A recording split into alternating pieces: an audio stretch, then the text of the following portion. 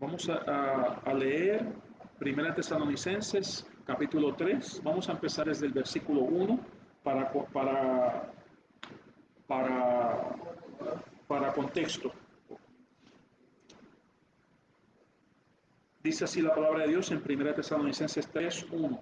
Por lo cual, no pudiendo soportarlo más, acordamos quedarnos solos en Atenas y enviamos a Timoteo, nuestro hermano, servidor de Dios y colaborador nuestro en el Evangelio de Cristo, para confirmaros y exhortaros respecto a vuestra fe, a fin de que nadie se inquiete por estas tribulaciones, porque vosotros mismos sabéis que para esto estamos puestos.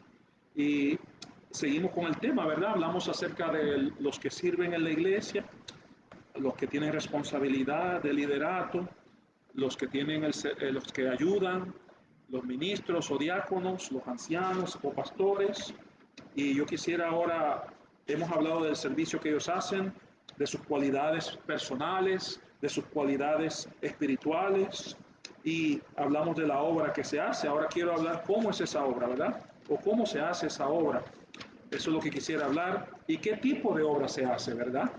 Entonces, eso es lo que quisiera esta mañana, con la ayuda del Señor, eh, estudiar con vosotros. Ahora vamos al ministerio, ¿verdad? Vemos aquí que cuando nosotros leemos aquí en 1 Tesalonicenses 3, dice, por lo cual, no pudiendo soportarlo más, acordamos quedarnos solos en Atenas. Es decir, Pablo y algunos de los que los acompañaban, ellos se quedaron en Atenas haciendo una obra y enviaron a Timoteo. ¿Por qué? Porque ellos tenían preocupación por los hermanos en Colosas. Pablo no había estado en Colosas. Esa asamblea cristiana había sido empezada por otros obreros. Epafrodito siendo uno de ellos, Epafras quizás. Entonces, amados hermanos, él oyendo de las dificultades y de la falsa enseñanza que se estaba dando allí acerca de la persona de Cristo, acerca de lo material versus lo espiritual, acerca de la obra de la creación, porque allí habían unos enseñando que Cristo no era el creador de todas las cosas. Y aquí, bueno, en Tesalónica habíamos enseñado que la resurrección ya pasó o que la tribulación ya pasó. Perdón, estoy confundiendo con Colosenses. Pero en Colosenses es donde se estaba enseñando. En Tesalónica, y disculpen, amados hermanos, sí, estaba confundido con Colosas, pero es Tesalónica. Tesalónica, sí, aquí el apóstol Pablo había estado. Entonces él había oído ellos habían sido muy nobles, estas personas en Tesalónica. Y en Tesalónica en medio de gran persecución, ellos habían recibido la palabra de Dios. Y fue patente, ¿verdad?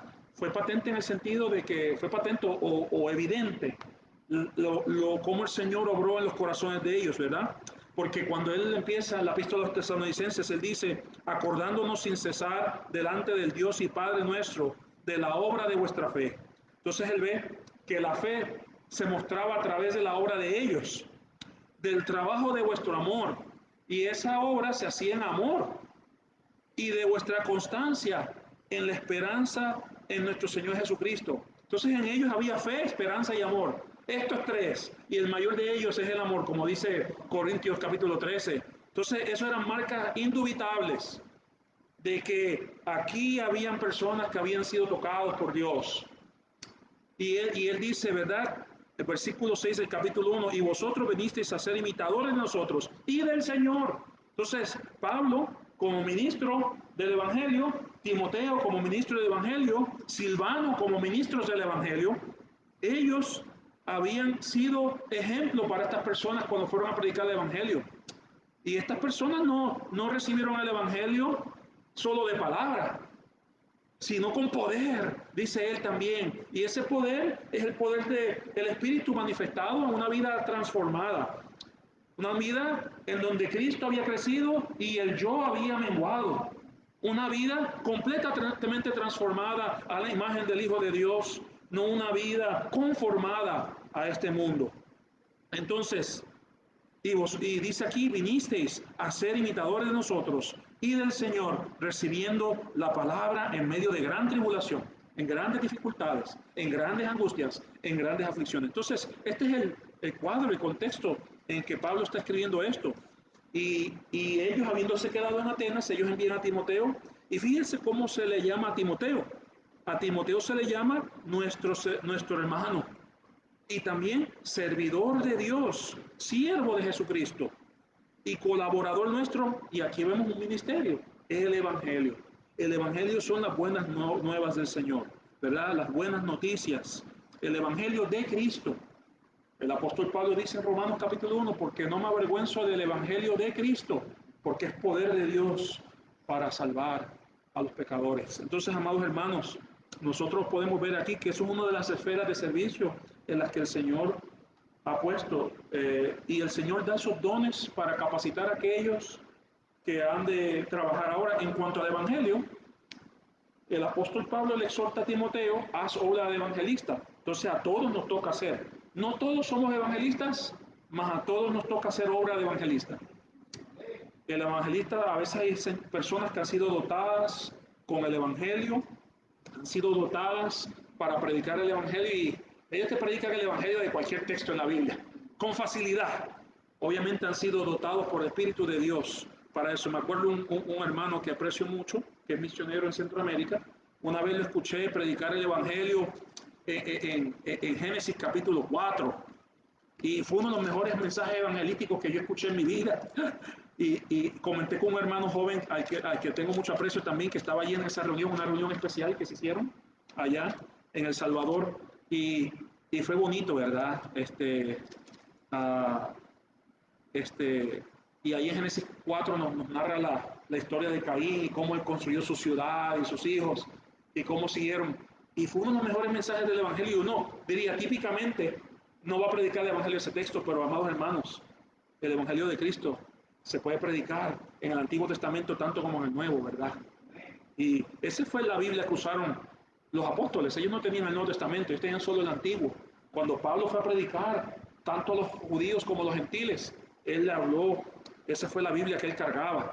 Entonces, amados hermanos, el Evangelio, ¿verdad?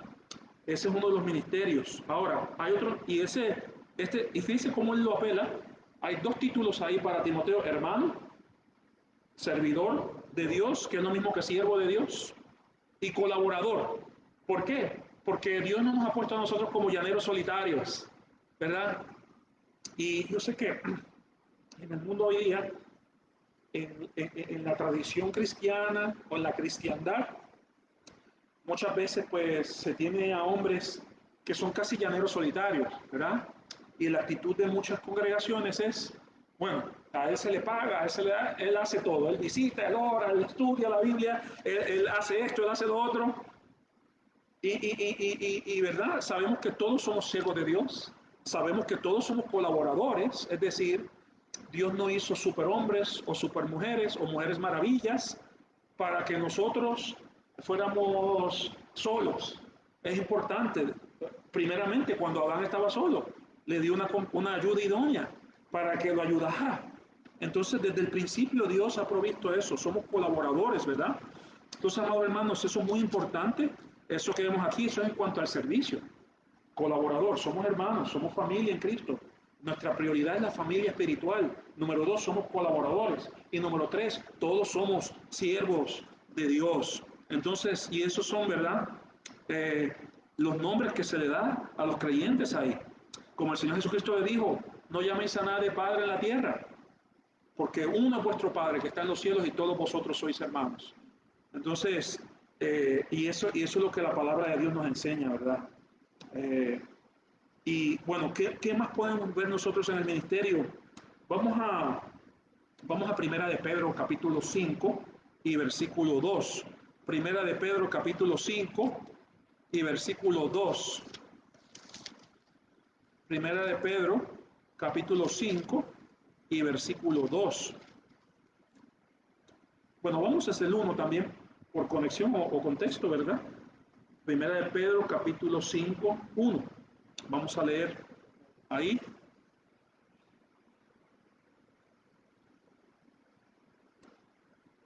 Dice la palabra del Señor, Primera de Pedro 5, 1. Ruego a los ancianos que están entre vosotros yo anciano también con ellos y testigo de los padecimientos de Cristo, que soy también participante de la gloria que será revelada. Fíjese cómo le dice a los ancianos. Fíjese que él está hablando al plural, no en singular, plural. Y dice de Cristo que yo soy también participante de la gloria que será revelada. ¿Cuál es uno de los ministerios u obras? Es lo mismo, ministerio, obra es lo mismo. Vimos allá el Evangelio, ¿verdad? En el texto que leímos en 1 Tesalonicenses, aquí vemos una de las obras ya específicamente para los ancianos, apacentar la grey de Dios, que está entre vosotros, cuidando de ella, no por fuerza, sino voluntariamente. Es decir, esto no es un trabajo forzado sobre el anciano, es voluntario, ¿verdad? Dios lo ha llamado para eso y no está siendo forzado a hacerlo. No por ganancia deshonesta, sino con ánimo pronto. No como que teniendo señorío sobre los que están a vuestro cuidado, sino siendo ejemplos de la grey. Y fíjese, versículo 4, muy bonito. Y cuando aparezca el príncipe de los pastores, ¿verdad? Y aquí está hablando de los pastores o ancianos, que es lo mismo.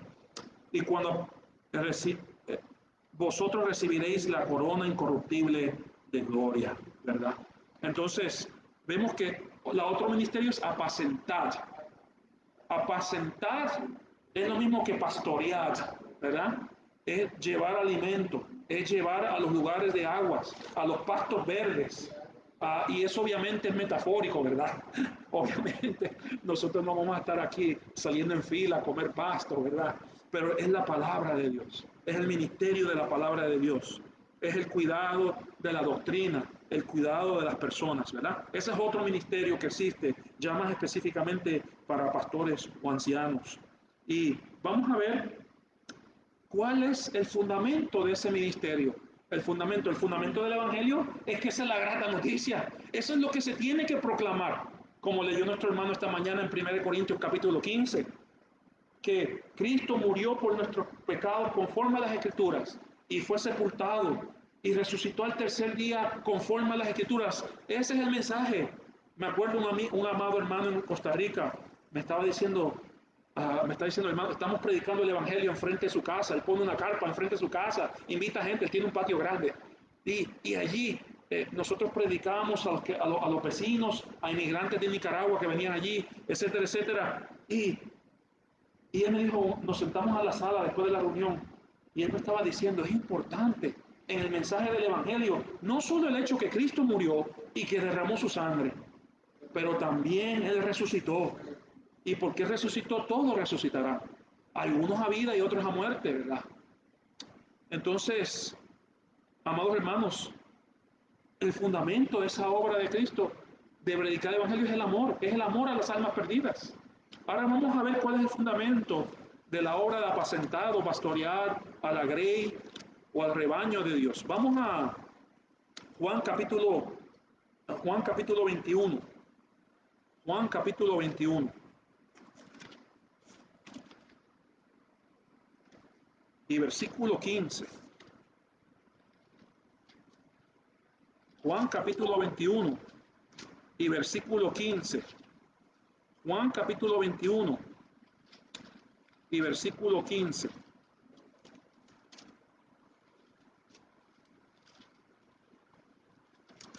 Juan capítulo 21 y versículo 15. Dice así la palabra de Dios.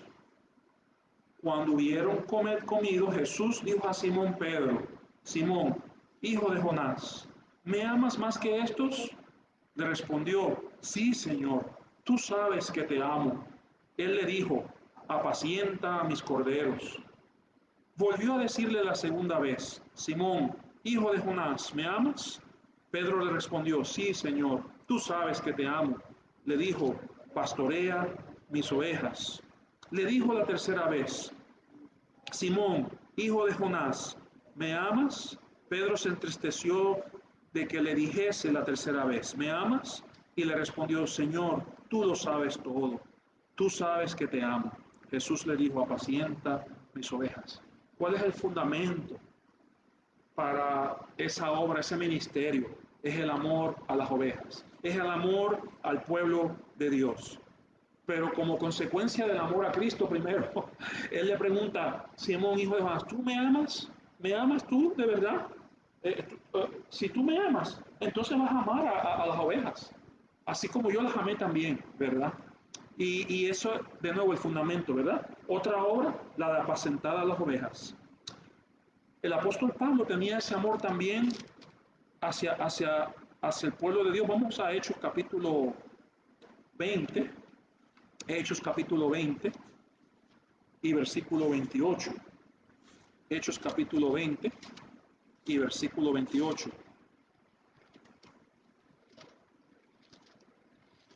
Hechos capítulo 20 y versículo 28. Dice, por tanto, mirad por vosotros y por todo el rebaño en que el Espíritu Santo os ha puesto por obispos, para apacentar la iglesia del Señor, la cual él ganó por su propia sangre, ¿verdad? Por tanto, mirad por vosotros, y aquí está hablando ya de lo que es sobreveer, velar, porque el pastor, el anciano, apacienta, alimenta, cuida, pero también vigila, que no vengan los lobos, que no vengan los que enseñan malas cosas, ¿verdad? Y quieran hacerle daño a las ovejas. Y así es, ¿verdad? Y aquí vemos nosotros otro aspecto. Y fue por amor. Si vemos en el versículo 20, 17, versículo 17 del capítulo 20 de Hechos, dice, enviando pues desde Mileto a Éfeso, hizo llamar a los ancianos de la iglesia. Cuando vinieron a él, les dijo, vosotros sabéis cómo me he comportado entre vosotros todo el tiempo, desde el primer día que entré en Asia, sirviendo al Señor con toda humildad y con muchas lágrimas y pruebas que me han venido por las acechanzas de los judíos. Y como nada fuese útil, he rehuido de anunciaros. Y, y como nada que fuese útil, he rehuido de anunciaros y enseñaros públicamente en las casas, testificando a judíos y a gentiles acerca del arrepentimiento para con Dios y de la fe en nuestro Señor Jesucristo. Y él dice más adelante, ¿verdad? Versículo 27, porque no he rehuido anunciaros todo el consejo de Dios. Y es por amor y cuidado que Pablo los llama a ellos, que son líderes de Éfeso, los ancianos de Éfeso, y dice, cuidado, porque de entre vosotros saldrán lobos rapaces, en medio de vosotros, ¿verdad? Dice, de en medio de vosotros, mejor dicho, que no perdonarán al rebaño. Entonces ahí vemos otra faceta del ministerio del anciano pastor es cuidar, ¿verdad? Cuidar y velar, vigilar. Además de alimentar, vigilar. Estar en vigilancia siempre. Obviamente eso conlleva conocimiento bíblico y oración para no ser llevado por todo viento de doctrina, ¿verdad? Y eso vemos ahí. Entonces vemos esos tres ministerios. El evangelio, vemos el apacentado, pastorear las ovejas y vemos también, ahora vamos a ver otro ministerio, el tercero, en cuanto a los dones que Dios da para capacitar a los ministros, a los que sirven. Vamos a Hechos capítulo 15 y versículo 35. Hechos capítulo 15 y versículo 35. Hechos capítulo 15 y versículo 35. Dice así la palabra del Señor. En Hechos capítulo 15 y versículo 35. Y Pablo y Bernabé continuaron en Antioquía enseñando la palabra del Señor y anunciando el Evangelio con otros muchos. Entonces vemos que también está el ministerio de la enseñanza, ¿verdad? El ministerio de la enseñanza está el pastorear, apacentar, alimentar, cuidar, vigilar. Está el Evangelio y aquí vemos la enseñanza. La enseñanza, por ejemplo, un mensaje evangelístico es diferente que un mensaje de enseñanza, ¿verdad? El mensaje evangelístico primordialmente es para los no creyentes, aunque los creyentes también pueden aprender mucho, ¿verdad? Obviamente se aprende siempre, pero el mensaje de la enseñanza es para ministrar a los creyentes. Y nosotros vemos eso, ¿verdad? Ese es el otro tipo de ministerio que vemos. Pablo y Bernabé continuaron en Antioquía, que es una ciudad, ¿verdad? Importante, enseñando la palabra del Señor. Y también anunciando el Evangelio. Entonces tenían dos ministerios allí. La de enseñanza para aquellos que se habían convertido, aquellos que habían creído, y también la de Evangelio, las buenas nuevas de salvación para con otros que no habían creído todavía. Vamos también a Hechos capítulo 18 y versículo 11. Hechos capítulo 18 y versículo 11. Empecemos desde el 9, Hechos 18, 9 al 11. Entonces el Señor dijo a Pablo en visión de noche: no temas, sino habla y no calles, porque yo estoy contigo, y ninguno pondrá sobre ti la mano para hacerte mal, porque yo tengo mucho pueblo en esta ciudad. Y me detuvo allí 1 año y 6 meses, enseñándoles la palabra de Dios. Esto es Corinto, ¿verdad? En Corinto Pablo está allí y dice: Dios se le aparece. Y amados hermanos, hoy día nosotros tenemos el consejo de la palabra de Dios, tenemos toda la palabra de Dios. El apóstol Pablo no tenía ni 1 Corintios, ni tenía el libro de los Hechos, ni tenía, ¿verdad? Eso hay que entenderlo. La única epístola que algunos dicen que quizás andaba por ahí era la epístola a Santiago, y fuera de eso no había mucho, ¿verdad? Pero entonces Dios necesitaba también revelar, y siempre de acuerdo a su palabra, porque esto en nada contradice la palabra del Señor. En un sueño le dice: ¿y qué hizo Pablo? Él enseñó de nuevo la palabra de Dios. Y eso es algo muy importante, un énfasis que se hace en la palabra de Dios. Eh, Hay un hermano que es anciano en una iglesia local allá en Nueva Jersey. Él es doctor, es médico, ¿verdad? Y yo lo he escuchado predicar muchas veces. La última conferencia que lo escuché predicar fue en México. Él fue también y habló a través del traductor. Entonces tuve el privilegio de escucharlo en inglés y escucharlo en español y entenderla las 2 veces. Y era una conferencia sobre los matrimonios. Y yo fui porque pues, me gusta escucharlo. En ese tiempo yo vivía cerca de la frontera con México. Y algo que me impresionó de este hermano es que él, siempre que predicaba, las ilustraciones que hacía eran todas bíblicas. Si él está predicando acerca de virtudes del creyente, él buscaba un ejemplo del Antiguo Testamento y siempre lo hacía. Y eso es bueno. No estoy diciendo que no se pueda hablar de otros ejemplos, porque lo estoy haciendo yo ahora, ¿verdad? Pero es bueno tratar de circunscribirse en la palabra del Señor, ¿verdad? Y no salirse de lo que está antes ni lo que está después. También un fenómeno que se ve mucho hoy día es que el púlpito se usa para entretener. Nunca debe ser para entretener, debe ser para enseñar, para enseñar. Nunca debe ser para agendas otras que no sea el avance del reino de Cristo y su evangelio, ¿verdad? Tristemente, y lo he visto con buena intención, muchos desde el púlpito, pues mencionar la política, hablar de política, hablar de esto y lo otro. Y si el tema de la política es en función a lo que enseña la Biblia, claro, hay que mencionarlo, ¿verdad? La Biblia dice que nos sometamos a las autoridades que Dios ha puesto porque han sido establecidas por Dios. La Biblia habla de que cuando los justos gobiernan, el pueblo se alegra. Todas esas cosas son enseñanzas bíblicas. Más, nosotros no somos de este mundo, somos peregrinos. Nuestro reino es el reino de los cielos. Y ese es el reino que tenemos que avanzar nosotros aquí en el mundo. Como embajadores, ese es el reino. Entonces, ¿cuál era el énfasis de ellos? La palabra de Dios. La palabra de Dios y lo que enseña la palabra de Dios. Y también, como dicen algunos teólogos, la reflexión teológica, es decir, tratar de traer a Cristo en la palabra, que Cristo sea el centro de esa enseñanza y que las personas aprendan de Cristo y no solo aprendan de Cristo, imiten a Cristo y no solamente que imiten a Cristo, sino que prediquen a Cristo. Entonces, de la mente, no se puede quedar en la mente como conocimiento, tiene que pasar al corazón y del corazón tiene que pasar a los pies para la acción, ¿verdad? Entonces, eso es lo que vemos en la importancia de la enseñanza de la palabra de Dios. Y de nuevo, como muchas veces estamos en el mundo, el Señor Jesucristo oró al Padre, dijo: están en el mundo, pero no son del mundo. Pero ¿qué ha pasado?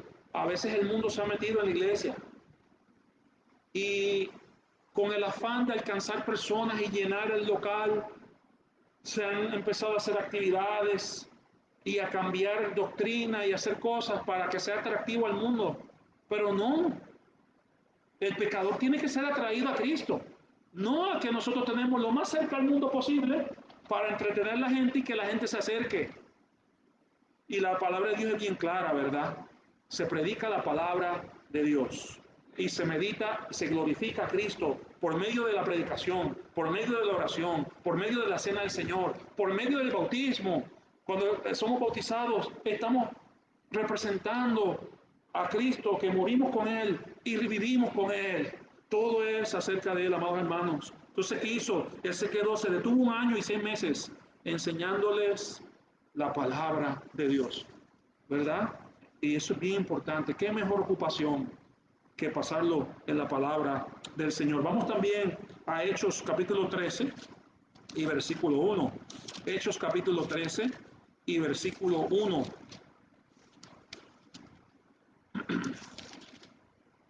Dice así la palabra de Dios.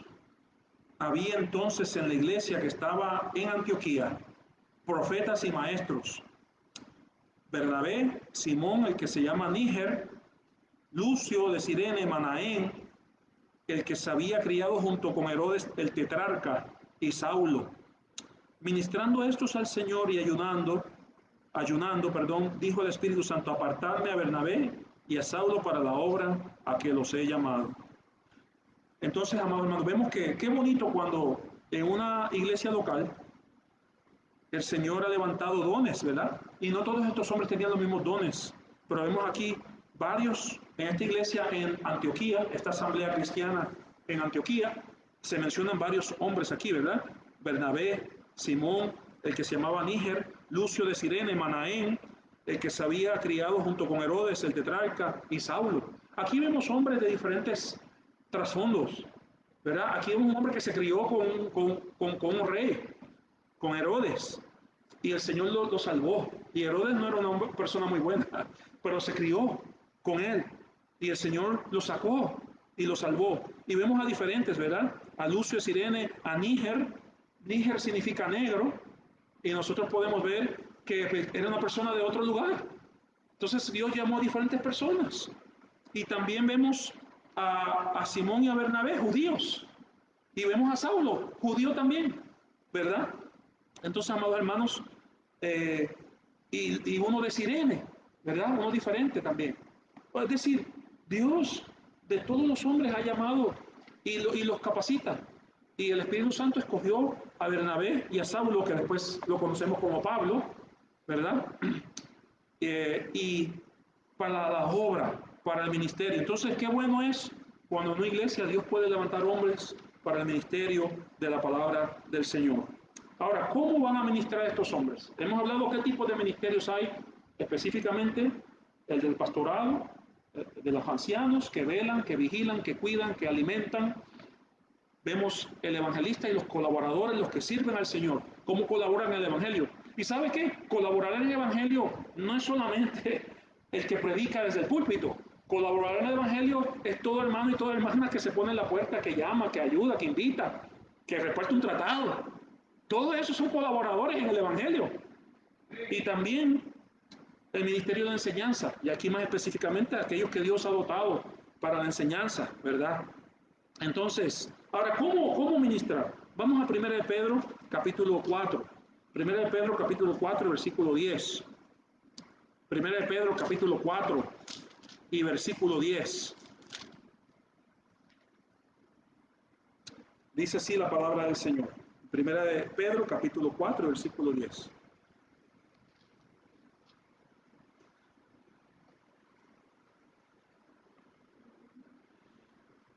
Dice así la palabra del Señor: cada uno, según el don que ha recibido, ministrelo o haga servicio de él, ¿verdad? A los otros, sirva a los otros, como buenos administradores de la multiforme gracia de Dios. Y administradores ahí se puede traducir también como mayordomos, es decir, se nos ha dado la confianza de ese talento. Recuerden también la epístola de los talentos, que Jesús le dice al que le dio, a uno le dio un talento, a uno le dio 3, a otro le dio 5, le dio según su capacidad, le dio según lo que él quiso. ¿Y qué hicieron? El que tenía 10 fue y ganó 10 más. El que tenía 5 ganó 5 más. El que tenía 3 ganó 5 más. 3 más, perdón. Y así sucesivamente. Y amados hermanos, es decir, úselo. Lo que Dios le haya dado, cualquier cosa que sea, úselo para la gloria de Él. Y dice aquí, versículo 11, si alguno habla, hable conforme a las palabras de Dios. Si alguno ministra, ministra conforme al poder de Dios, para que en todo sea Dios glorificado por Jesucristo, a quien pertenecen la gloria y el imperio, el poder, ¿verdad? El dominio por los siglos de los siglos. Amén. Entonces, hay tres cosas que vemos aquí en cómo servir. Primero hay que tener el don. Y el que da el don es el Espíritu Santo. El que lo tiene no puede gloriarse de él porque Dios se lo dio. Y es como dice aquí, conforme a la administradores de la multiforme gracia de Dios. Es por gracia de Dios. El apóstol Pablo dijo, por gracia de Dios soy lo que soy. También administradores.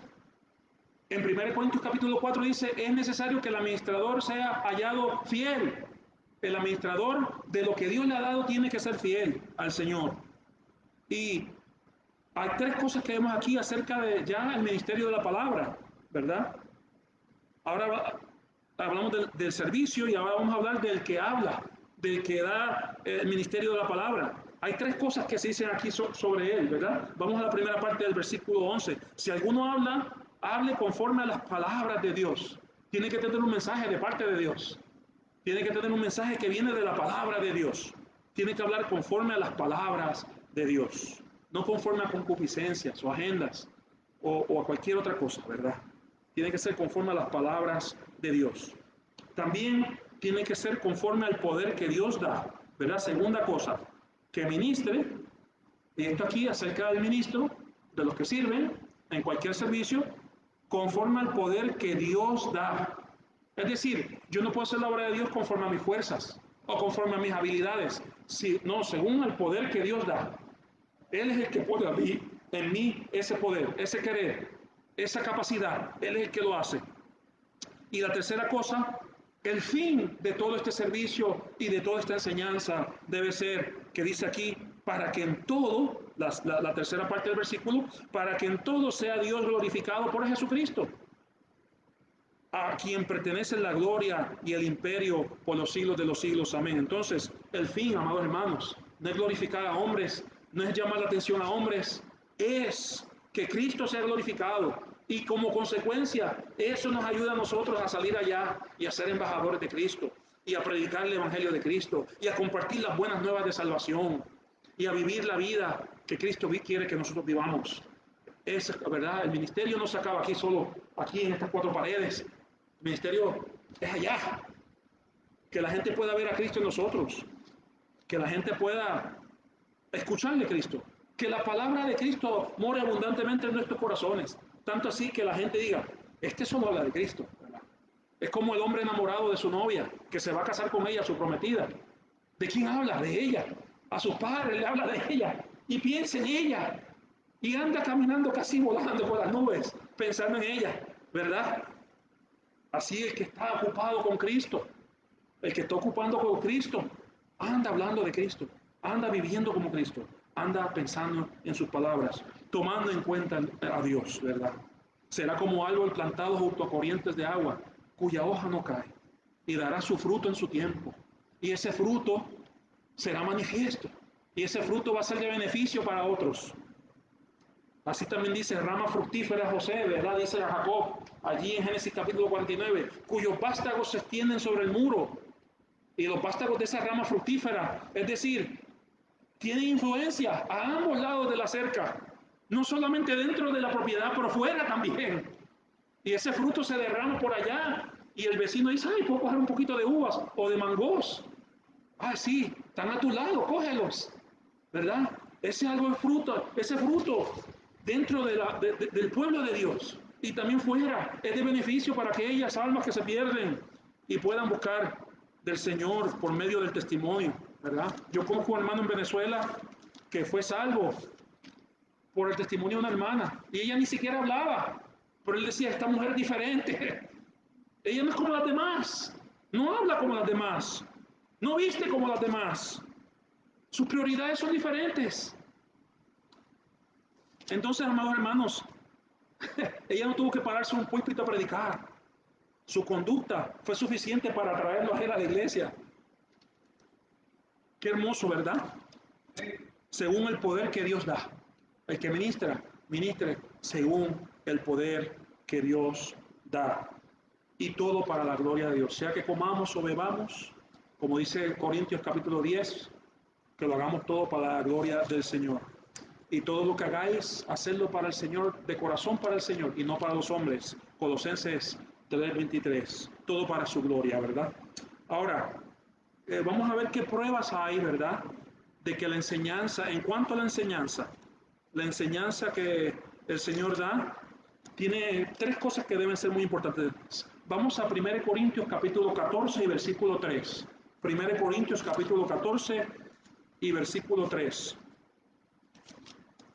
1 Corintios capítulo 14 y versículo 3.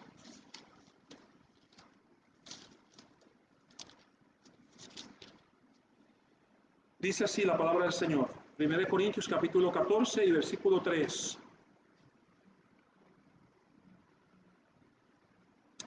Pero el que profetiza habla a los hombres para edificación, exhortación y consolación. Tres cosas.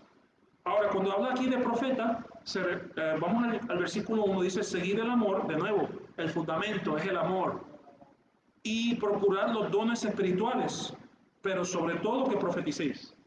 En el capítulo 13 y el capítulo 12 de Corintios, que son una unidad, 12, 13 y 14 es la misma enseñanza, es parte del mismo discurso. Nosotros podemos ver que el apóstol Pablo en el capítulo 12 está llamando la atención a los corintios porque tenían un desorden. Algunos de ellos tenían el don de hablar lenguas y lo usaban desordenadamente. Lo usaban para vanagloria, no para la gloria del Señor. Y las lenguas fueron dadas para hacer un testimonio a los incrédulos y a los judíos. Y después el capítulo 13 hace un paréntesis que toda obra del Señor tiene que ser con amor. Y que la esperanza, la fe y el amor tienen que ser patentes, manifiestos, como era manifiesto en la vida de los tesalonicenses. Ahora, en el capítulo 14, él dice, sobre todos estos dones, usted procura el mejor es profetizar. Y profetizar significa enseñar la palabra del Señor en este contexto. ¿Ok? Porque hay personas que leen mal este texto para crear un pretexto. El pretexto de que Dios me dijo esto. Sí, Dios me dice a mí a través de su palabra. Y también trabaja en circunstancias, no hay duda de eso. Pero siempre tiene que estar de acuerdo con la palabra.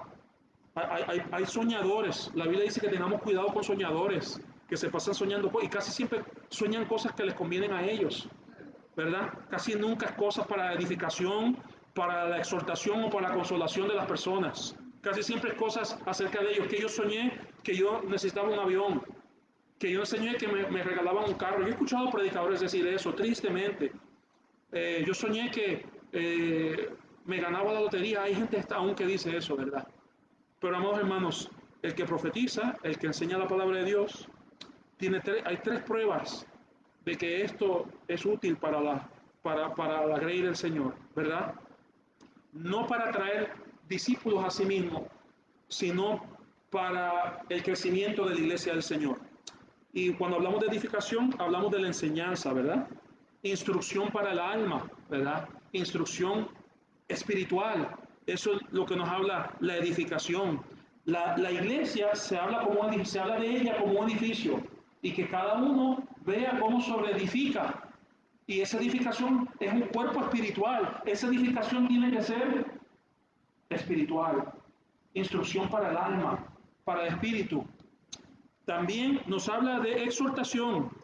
Eso es estimular, es avisar, es advertir. La exhortación es estímulo para la conciencia, concientizar, ¿verdad? Como el hermano leyó ahí en Salmo 78, el salmista, que es Asaf, en Salmo 78, el salmista está diciendo, está exhortando, le está diciendo, usted está fuera.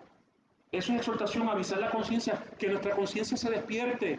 Cuando el profeta Natán le dijo la historia a David, vino un hombre y le robó su ovejita a un hombre pobre, un hombre rico, porque le llegó una visita, y él fue, y el que tenía muchas ovejas, fue y le quitó el único corderito que tenía ese hombre pobre, que era la mascota de su familia, muy querida, que hasta dormía con ellos y todo. Y ese hombre le quita el corderito y lo mata para darle de cenar a su visitante. Y David se levanta indignado. El rey David se levanta del trono indignado. Ese hombre es reo de muerte. Y Natán le dice, tú eres ese hombre, exhortación, avisar, hablar a la conciencia, estimular la conciencia. No siempre va a ser así de público, muchas veces la conciencia es levantada o despierta o afilada cuando está embotada en privado. A veces el predicador ni siquiera sabe que lo que está diciendo le está hablando el corazón a una persona. Pero eso es exhortación también, ¿verdad? También dice aquí consolación, ¿verdad? Para reanimar el corazón, ¿verdad? Para animar el corazón de las personas. Y amados hermanos, el que profetiza habla a los hombres para edificación, exhortación y consolación, ¿verdad? Entonces debe ser así, eso es una prueba del ministerio de la palabra, debe ser edificante, debe ser exhortativa y debe ser consoladora también. No siempre tiene los tres, pero debe ser así, amados hermanos. Y ese es el ministerio, amados hermanos, ¿verdad? El ministerio que el Señor ha puesto y Él también ha puesto los dones, algunos para ser ancianos y pastores, a todos nos ha hecho siervos del Señor, a todos nos ha hecho ministros del Evangelio. No todos somos evangelistas, pero todos debemos hacer obra de evangelista. El ministerio y la enseñanza, el Señor le ha dado dones, ha repartido como Él quiere para ministrar. ¿Cómo ministrar, verdad? Ya lo leímos. Todo a base del amor, ¿verdad? Y la prueba de eso es para la edificación de la iglesia, para la exhortación de los santos y para el ánimo del corazón de los creyentes. Oremos. Nuestro Dios y Padre, te damos gracias una vez más por tu palabra. Te pedimos que nos ayudes, Padre, a ponerla en práctica, a atesorarla en nuestros corazones, para que sea lumbrera nuestro camino y luz a nuestras vidas.